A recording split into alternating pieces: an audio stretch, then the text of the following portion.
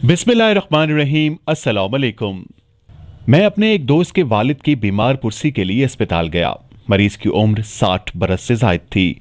इसका रंग उड़ा हुआ था, खून की कमी भी थी और पूरा जिस्म इस बात का सबूत था कि मरीज की तकलीफ शदीद है और बीमारी इंतहाई दर्दनाक। चनाचे मैंने अल्लाह ताला से दुआ की कि वो इसे साबिर और साबित कदमी दे, ईमान और आफियत और शिफा दे। फिर मैंने पूछा, चाचा जान आप कैसे हैं? उन्होंने जवाब दिया, बेटा अल्हम्दुलिल्लाह, मुझे बहुत नेमतें मिली हैं। अल्लाह ताला से दुआ करता हूँ कि वो मुझे इन नेमतों पर शुक्र करने की तौफीक दे। मरीज ने जब ये जवाब दिया, उसके चेहरे पर मुस्कुराहट फैली हुई थी और रजा झलक रही थी। मैंने पूछा, आप यहाँ कब से हैं? उन्होंने जवाब दिया, 1 महीने से। मैंने मरीज के कमरे से बाहर निकलकर अपने दोस्त से पूछा, आपके वालिद को क्या तकलीफ है? दोस्त ने मुझे अपने वालिद की तमाम बीमारियां तो मैं सोचने लगा कि अगर ये बीमारी किसी ऊंट को लग जाए तो वो भी उसे बर्दाश्त न कर सके। मैं अयादत करके बाहर आया तो मुझे महसूस हुआ कि मुझ पर मेरे रब की बेशुमार नेमतें हैं। मुझे अपनी इस शदीद कोताही के एहसास ने बेताब कर दिया जो मैंने इन नेमतों के शुक्र अदा करने में की थी। ये आदमी कितनी तकलीफों में मुब्तला था, उसके बावजूद सच्ची रजा के साथ अपने परवरदिगार का शुक्र अदा कर रहा था। अब मुझे एहसास हुआ कि अपने ईमान को बढ़ाने के लिए मुझे मजीद इबरत हासिल करनी चाहिए। चनाचे मैंने ये तय किया कि मैं मरीजों की अयादत के लिए इस अस्पताल में घूमूंगा ताकि इबरत और नसीहत हासिल करके अपने ईमान में इजाफा करूं और अपने जज्बा हमदर्दी और गमख्वारी को बढ़ाऊं। मैं एक और मरीज से मिला। बीमारी ने इसे निढाल कर दिया था। मैंने पहले मरीज की सेहतयाबी के लिए दुआ की, फिर उसके तीमारदार से पूछा कि मरीज को क्या बीमारी दरपेश है। उसने बताया कि इसकी आंतों में बंदिश है। मरीज चूंकि 70 बरस से तजावज कर चुका है, नेज इससे ऐसी बीमारियां भी लाहक हैं कि ऑपरेशन उसके लिए खतरनाक है। इसलिए डॉक्टर ने कोशिश की है कि वो ऑपरेशन के बगैर ही तंदुरुस्त हो जाए, मगर बिल आखिर वो ऑपरेशन करने पर मजबूर हो गए हैं। मैं तीसरे मरीज के पास से गुजरा। उसके दोनों हाथ और पिंडियां शल हो चुकी थीं। वो कज़ाए हाजत के लिए वॉशरूम जाना चाहता था, इसीलिए अपने खिदमत गुजारों से मदद तलब की। सब ने उसे उठाकर कुर्सी पर रख, फिर उसकी बीवी उसे लिए वॉशरूम चली गई। मैंने उसे देखा तो रो पड़ा, उसके लिए दुआ की और अपनी इस कोताही पर नादिम हुआ कि जो मैं अपने परवरदिगार की नेमतों का शुक्र अदा करने में मैंने की। मैं काफी देर तक सोचता रहा कि इस आदमी को हर बार कज़ाए हाजत के वक्त या वजू और गुस्ल करने के लिए किस कदर जहमत उठानी पड़ती है। फिर मैंने इस नेमत पर गौर किया जो हाथों और पिंडलियों की सूरत में मुझे मयसर है। हाथ पांव की कदर कीमत का एहसास उस वक्त होता है जब इंसान इनसे महरूम हो जाए या उनके ना होने का तस्वुर करे। मुझे एक दोस्त ने बताया कि वो एक ऐसे मरीज से मिला जो मुकम्मल तौर पर अपाहिज था और सिर्फ अपने सर को हिला सकता था। मैंने उससे देखा तो बहुत तरस आया। पूछा, आपकी तमन्ना क्या है? वो बोला, मेरी उम्र 50 बरस से जायद हो चुकी है। मैं गुज़िश्ता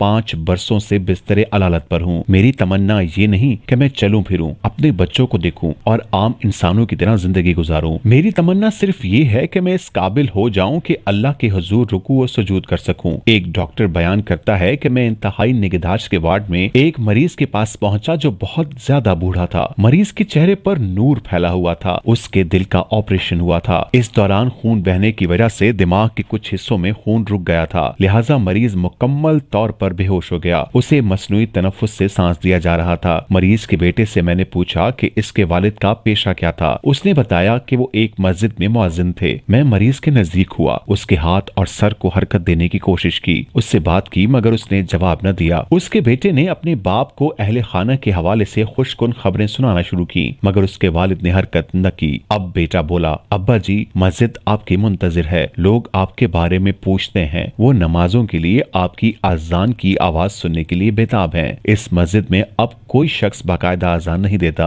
बल्कि मस्जिद में मौजूद कोई भी आदमी अजान दे देता है। ये लोग अजान देने में गलतियां भी करते हैं। बेटे ने जब मस्जिद और अजान का तस्करा किया तो उसकी सांस बेहतर होने लगी। उसके बाद बेटे ने अपने बाप को कुछ ऐसी खुशकुन इत्तलात सुनाना शुरू की जिनका ताल्लुक दुनियावी मामलात से था, तो सांसों की रफ्तार कम होने लगी। अब उसने एक बार फिर मस्जिद और अजान का तस्करा किया तो मसनूई तनफ्फुस की मशीन पर सांस की रफ्तार बेहतर हो गई। डॉक्टर कहता है, मैंने जब ये देखा तो बड़े मियाँ के कान के करीब पहुंचकर मैंने अजान दी, अल्लाह अकबर अल्लाह अकबर, अशहदु अल्ला ला इलाहा इल्लल्लाह। मैंने आजान मुकम्मल की और फिर ये देखकर हैरान रह गया कि आजान के साथ साथ सांसों की तादाद बढ़ती रही है। डॉक्टर साहब ने कहा, ये लोग बीमार नहीं हैं, बीमार तो हम हैं। इन लोगों के बारे में तो रब्बुल इज्जत फरमाता है, ये लोग इन घरों में पाए जाते हैं जिन्हें बुलंद करने का और जिनमें अपने नाम की याद का अल्लाह ने अजान दिया है। इनमें ऐसे लोग सुबह और शाम उसकी तस्बीह करते हैं जिन्हें तिजारत और खरीदो फरोख्त अल्लाह की याद से और इकामत नमाज और अदाए ज़कात से गाफिल नहीं कर देती। वो इस दिन से डरते हैं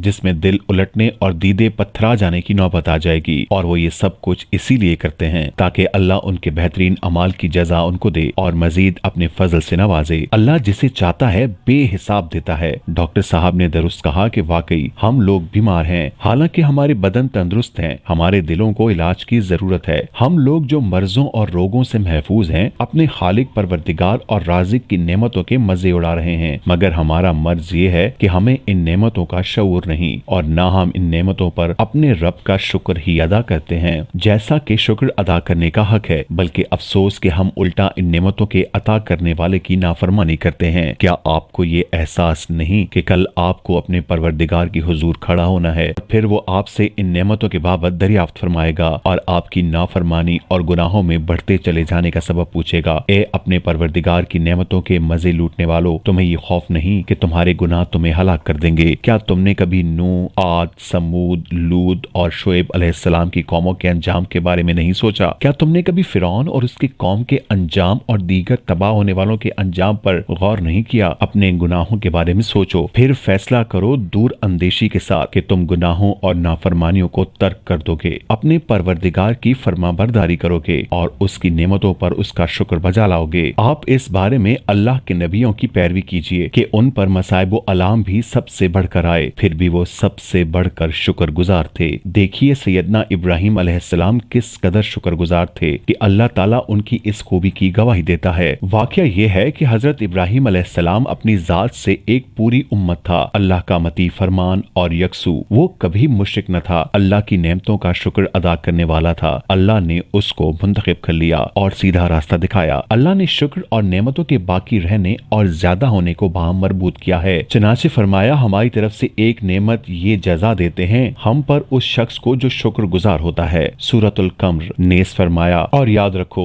तुम्हारे रब ने खबरदार कर दिया था कि अगर शुक्रगुजार बनोगे तो मैं तुमको और ज्यादा नवाजूंगा। सूरह इब्राहिम। अल्लाह ताला ने कुरान करीम के बहुत से मकामात पर ये वाज़ेह फरमा दिया है कि उसके बंदों में से शुक्र करने वाले थोड़े हैं, लिहाजा हमें मोहतात रहना चाहिए कि कहीं हम भी नाशुक्रों की अक्सरियत में शामिल न हो जाएं। बीमारी के दौरान शुक्र और रजा की नेमत खास तौर पर अजीम है। उससे शुक्रगुजार को इत्मीनान, सुकून और नफ्सियाती राहत नसीब होती है जिसका कोई नेमत मुकाबला नहीं कर सकती। उससे जिस्म को कुव्वत मुदाफियत नसीब होती है जिससे मरीज को शफायाबी में मदद मिलती है। शुक्रगुजारी का सबसे बड़ा फल अल्लाह की रजामंदी है। इससे इंसान मुतमईन जिंदगी गुजारता है और आखिरत में अपने परवरदिगार की तरफ से इस शुक्र रजा पर अजर सवाब का हकदार ठहरता है।